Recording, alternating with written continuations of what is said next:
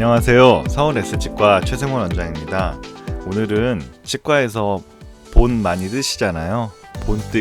본뜨기에 대해서 하고 싶은 얘기들도 있고 이런 것들 어떻게 이루어지는 건지 정리해서 설명드리는 시간을 갖겠습니다. 일반적으로 이제 치과에서 보철 치료를 할 때 본을 많이 뜨는데요. 보철 치료할 때 작게는 인레이 치료부터 시작해서 크라운이나 브릿지 그리고 임플란트 보철을 할 때 본을 많이 뜨셨을 겁니다. 본 뜨는 거는 다들 아실 텐데 이제 이거에 대해서 따로 시간을 내서 설명을 드리는 이유는 이거는 제가 이제 본을 떠서 석고 모형의 사진인데요. 보시면 이제 제가 치아를 이렇게 깎았는데 경계 부위가 이렇게 보이시죠? 이렇게 경계가 가는데 이제 그 크라운 치료를 할 때 이건 이제 크라운 수복을 위해서 치아를 다듬은 모습인데 크라운 수복을 할 때 치아를 경계가 명확하게 깨끗이 이제 구강 내에서 다듬어요. 하게 다듬는다. 입안에서 이제 입이 잘 벌어져서 시야가 잘 확보되는 경우도 있고 그렇지 않은 경우도 있는데 어떤 조건에서는 어쨌건 최선을 다해서 깨끗하게 다듬어 놨는데 이거를 만들기 위해서 이제 기공소에 보내야 되잖아요, 치아를. 그러기 위해서 이제 본을 뜨는데 이제 가급적이면 제가 깎은 경계가 뚜렷하게 나올 수 있도록 본이 나오는 게 가장 좋겠죠. 치아는 구강 내에서 깨끗하게 다듬었지만 만약에 본이 잘 나오지 않아서 이런 데가 뭉개져서 나왔다라고 하면 그 뭉개진 모형에서는 또 그만큼 뭉개져 있는 부분에서 잘 그 경계 부위가 적합이 이루어지지 않는 그런 보철물이 제작이 될 거예요. 그래서 제가 만약에 치아를 다듬는데 100의 정성을 쏟았어도 본이 정확하게 나오지 않으면 그 100의 정성을 쏟은 게 제가 쏟은 정성에 비해서 나오는 기공물의 퀄리티가 떨어집니다. 그래서 제가 정성을 다해서 치아를 다듬은 만큼 본이 정확하게 나오게 해서 여기에 이제 맞는 크라운을 잘 맞춰서 끼우는 게 순차적으로 스텝 바이 스텝으로 치료가 잘 이루어지는 건데 이거는 이제 다른 환자분의 케이스입니다. 치아를 이렇게 다듬어 놓고 본을 떠서 여기에 딱 맞는 지르코니아 크라운을 맞췄어요. 만약에 그 깎은 경계가 모형상에서 명확하게 나타나지 않았다면, 즉 본이 잘 나오지 않으면 무슨 수를 써서도 안 나온 부위에다가 맞출 수는 없잖아요. 본이 어떻게 나오느냐에 따라서 그 치아의 적합도가 차이가 확 나게 됩니다.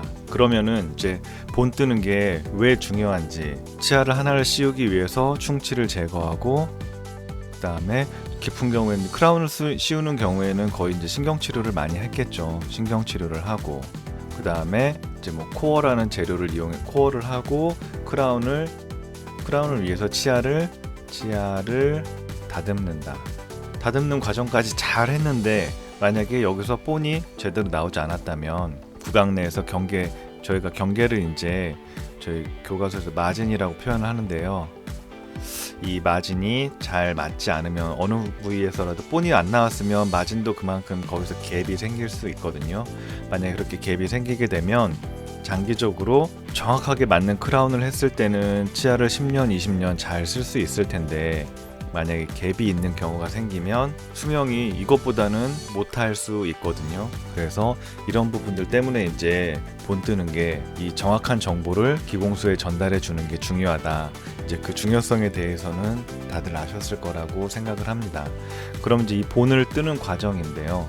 자, 이거는 이제 본을 뜨기 위해서 검은 거 실을 보이시죠? 이거는 이제 제가 깎은 경계가 잇몸 위로 이렇게 드러나 있는데요. 어떤 경우는 이제 어금니 같은 경우는 아무래도 잇몸 속에 경계가 위치하는 것보다는 잇몸 위에 경계가 위치하는 게 본뜨기는 훨씬 수월합니다. 잇몸 속으로까지 경계를 줬다면 그 과정에서 잇몸에 상처가 나서 피가 날 수도 있고 또 잇몸 속에 위치한 경계를 잘 떠내기 위해서 실을 하나, 두 개, 심지어는 3개까지도 넣어서 잇몸을 좀 벌려야 되는 경우가 많기 때문에 보철의 정확도와 크라운의 정확도와 혹은 치주적인 관점에서 보면 깎은 경계는 잇몸 위에 있는 게 가장 좋아요. 하지만 이 보철의 크라운의 정확도와 치주적인 관점에서는 잇몸 위에 경계가 있는 게 좋다라고 지금 말씀을 드렸는데, 만약에 잇몸 위에 경계를 두어서 크라운을 씌우게 되면 환자분들이 다 이렇게 십중팔구 말씀하시죠. 이게 여기 뭐가 떴는데요? 왜냐면 경계가 있고 치아 뿌리가 드러나 보일 테니까, 만약에 이걸 금리로 씌웠다라고 하면 그 차이가 더 극명하게 보이겠죠. 뿌리가 있는데 뿌리가 보이고 그 위에 금이 있다. 이거 뭐 떴다. 잘못된 거 아니냐. 제가 그런 질문들을 되게 많이 듣거든요. 잘못된 거 아니냐. 하지만 지금 말씀드렸듯이 그 마진은, 그 치아를 삭제한 그 경계 부위는 가급적이면 잇몸 위에 있는 게 그 본뜨는 정확도랄지, 아니면 그 치주적인 관점, 치주적인 거라는 거는 아무래도 잇몸 속으로 감추면은 뭐 들썩고 어쩔 거다 이렇게 생각하시는데, 잇몸 속에 감추면 안 보일 뿐이지 거기서 적합도가 잇몸 위에 있을 때보다 좋다는 보장은 없어요. 결국 크라운을 씌웠을 때 이게 썩지 않고 오래 가려면 첫 번째가 뭐 여러 가지, 이제 크라운이 장기간 유지되기 위해서 필요한 요소들이 여러 가지가 있긴 한데, 그 중에 첫 번째가 이 마진의 적합도이고, 이 마진의 적합도를 맞추기 위해서는 일단 정확하게 자꾸 본이라고 하니까 좀 약간 저렴해 보이긴 한데, 이제 교과서에 나오는 인상체득이라고 표현하거든요. 저희가 인상체득, 이제 인상체득이라는 게, 인상이 영어로 이제 영어 교과서에서는 임프레션이라고 나와요. 근데 임프레션이, 왜 서양 미술 사조에 보면 인상파 화가들 있잖아요. 그게 이제 인상파가 영어로 임프레셔니즘이잖아요. 그래서 거기서 따서 그냥 그대로 일본 애들이 임프레션, 인상 그렇게 번역한 것 같은데, 정확하게 말하면 이제 인상이란 단어를 들었을 때 우리가 본 뜬다 그런 이미지가 딱 떠오르진 않지만, 이것도 어떻게 보면 그 일본의 잔재가 아닐까 그렇게 생각을 합니다. 네, 이거는 이제 여담이었고요. 어쨌거나 이제 본 뜨는 거를 영어로는 임프레션, 이제 저희 교과서에는 인상체득이라고 나오는데, 그 인상체득이 정확하게 됐을 때 마진의 적합도가 보장이 되는 거고, 그렇게 했을 때 크라운의 수명도 어느 정도 보장이 된다라고 이제 생각을 합니다. 그러기 위해선 인상체득이 잘 되어야 되는데, 인상체득이 잘 되기 위해선 가급적이면 이 경계, 마진이 잇몸 위에 있는 게 좀 낫다, 이런 말씀을 드릴 수 있고요. 하지만 제가 좀 전에 말씀드렸던 것처럼 환자분들과의 커뮤니케이션이랄지, 혹은 앞니 쪽, 작은 어금니나 앞니 쪽 같은 경우는 이 경계가 잇몸 위로 보이면 일단 심미적으로 문제가 생기거든요. 심미적이라는 건 이제 보기가 싫잖아요. 앞니를 했는데 경계 부위가 잇몸 위에 들떠서 보이면, 아무리 보철물의 크라운의 마진의 적합도를 보장하기 위해서 혹은 치주적인 관점에서 이렇게 했습니다라고 설명을 해도 그건 저부터 일단 납득이 안 될 것 같아요. 그래서 앞니나 작은 어금니 부위는 이 마진을, 경계부를 잇몸 속으로 감춰야 될 필요가 있기 때문에, 작은 어금니 부위는 잇몸이랑 비슷한 레벨이나 혹은 약간 잇몸 속으로 삭제하는 경계를 맞춰가지고 그렇게 진행을 하고요. 웬만하면 큰 어금니 같은 경우는 그냥 마진 위에다가 그 잇몸 위에 마진을 둬서 좀 더 정확한 그 마진 적합도랄지 보철의 정확성을 위해서 그렇게 설정을 하고 있는 편입니다. 이런 부분들이 이제 가끔씩 환자분들과 이야기를 하다 보면 오해가 생기는 것 같아서, 저만의 생각은 아니고 이제 이거에 이렇게 생각하시는 치과 선생님들도 많이 계실 거라고 생각을 해요.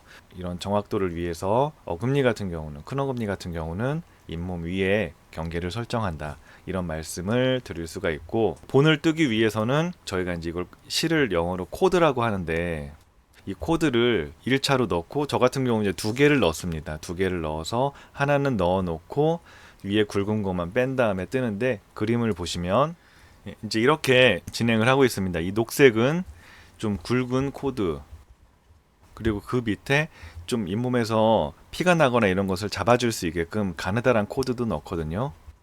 그래서 먼저 그걸 묻어놓고 위에 굵은 코드를 넣어서 잇몸을 조금 벌려놓고, 그 다음에 한 5분 정도 기다린 다음에 이 코드를 빼게 되면 그만큼 잇몸이 벌어져 있어서 경계부가 노출이 돼요. 그래서 거기를 이제 본을 잘 뜨게 되는데, 이게 이제 제가 그 본을 뜨는 과정을 그때 저희 직원들 설명하느라고 사진을 찍어 놓은 게 있는데, 이렇게 가느다란 실을 먼저 치아 주변에 이렇게 넣고요. 실을 넣어서 묻어있는 게 보이시죠? 그럼 경계 부위가 드러나 있는 부분도 있고 약간 안 보이는 부분도 있는데, 이런 부분들을 확실하게 하기 위해서 이와 같이 굵은 실을 한 번 더 넣습니다. 그리고 기다렸다가 굵은 실을 빼게 되면 이제 경계가 확실히 보이게 되고, 이거를 저희 치과에서 쓰는 그 인상제라는 걸 이용해서 이제 잘 떠내게 됩니다. 근데 이제 이게 사람이 하는 거라서 대부분은 이제 깨끗한 상태가 유지되어 있으면은 본이 잘 안 나오는 경우는 드물거든요. 근데 뭐 피가 난다든지 아니면 뭐 접근이 약간 어려운 부분이 있어서 본을 뜨다가 아쉽게 뭐 기포가 생긴다거나, 혹은 뭐 인상제가 그 본 뜨는 재료가 약간 접히거나 뭔가 마진이 깨끗하게 나오지 않고 한두 군데에서 에러가 생기는 경우가 있어요. 이럴 때는 저 같은 경우는 이제 고민하지 않고 다시 뜨는데, 이게 그 인상제라는 게 치과에서 본을 떠보신 분은 아시겠지만 굉장히 딱딱하고 뺄 때 좀 심하게 얘기하면 치아가 뽑히는 것 같은 고통을 느낍니다. 저도 그래서 환자분들이 많이 이제 힘들어 하시니까 저도 한번 제가 제 입에서 떠봤었는데 진짜 딱딱하고 뺄 때 좀 불편하긴 하더라고요.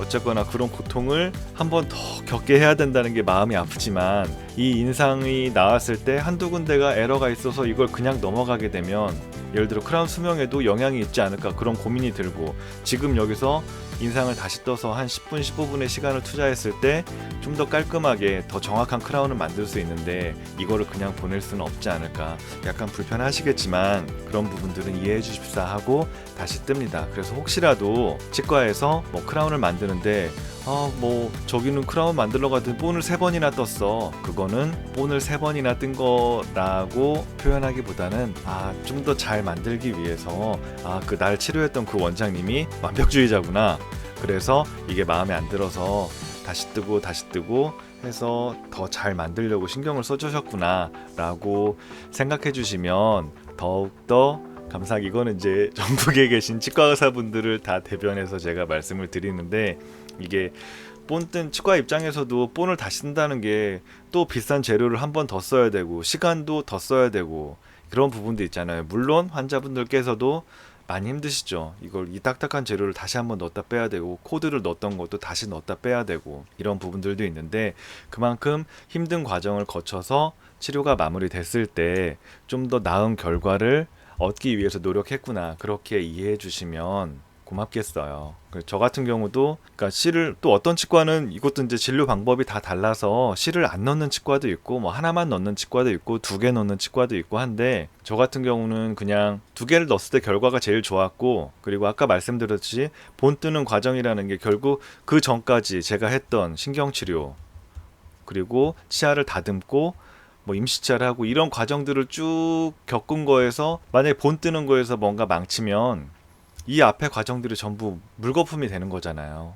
그러니까 치아의 수명을 높이기 위해서 정성껏 신경치료도 하고 정성껏 다듬었는데 본이 잘못 나와서, 혹은 본이 뭐 잘못 나왔다기보다는 이제 뭐 한두 군데 에러가 생겨가지고 이거를 그냥 보냈을 때 그만큼 그 에러가 생긴 부분에서의 그 마진 적합도는 떨어질 수밖에는 없기 때문에, 이거를 그냥 보내기보다는 차라리 시간을 좀 더 투자해서 본을 더 정확하게 뜨면 그만큼 제가 그동안에 했던 과정들도 잘 보상이 되는 거다라고 생각하기 때문에, 이게 이제 또 본이 잘 나오고 하는 것들이 제가 진료를 하면서 치과에서 일을 하면서 소소하게 느끼는 보람 같은 거거든요.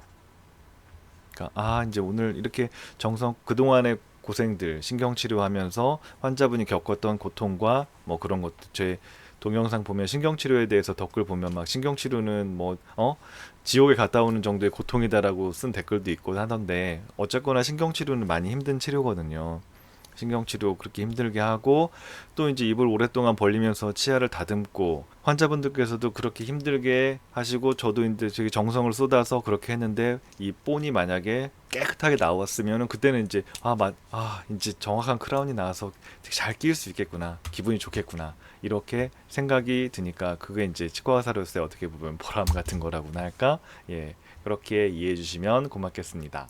그래서 뭐 본을 떴을 때 이와 같이 경계 부위가 잘 나오게끔, 여기도 보시면 이렇게 경계 부위가 깨끗하게 잘 나온 게 보이시죠? 이렇게 본을 떠서 모형을 만들면 저도 기쁘고, 또 여기다 작업하는 기공사도 이왕이면 깨끗한 모델에서 작업하는 게 훨씬 결과가 좋으니까, 그래서 기공사도 즐겁게 일을 하고 저도 기쁘게 크라운을 끼울 수 있는 그런 환경이 될 수 있겠습니다. 그리고 이걸 껴서 환자분들이 쓰신다면 또 뭐 10년 만약에 그냥 했으면 10년인데 더 정확하게 신경 써서 했더니 15년을 쓴다. 그러면 얼마나 기쁘겠어요. 그런 것들이 이제 그 치과 의사들이 진료하면서 느끼는 보람 중에 하나거든요.